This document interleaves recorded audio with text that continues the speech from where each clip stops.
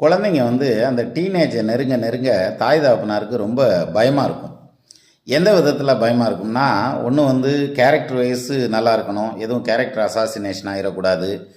அதே மாதிரி ட்ரக்ஸு போக்குவரத்து அல்லது தம் அடிக்கிறது இந்த மாதிரியான விஷயங்களில் போய் மாட்டிக்கக்கூடாது அப்படிங்கிற மாதிரியான எதிர்பார்ப்பு, அந்த பயம் எல்லா பெற்றோர்களுக்கும் ஒரு டைமில் இருக்கும். அதனாலேயே கொஞ்சம் க்ளோஸாக வாட்ச் பண்ணுவாங்க. இதை வாய் திறந்து சொல்லணும்னாலும் க்ளோஸாக வாட்ச் பண்ணுவாங்க.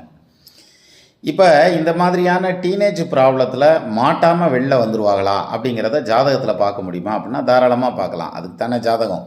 அதுவும் இந்த டீனேஜ் பிரச்சனைங்கிறது நம்ம ஊரில் இருக்கிறதுங்கிறத விட வெளிநாடுகளில் ரொம்ப ஜாஸ்தி.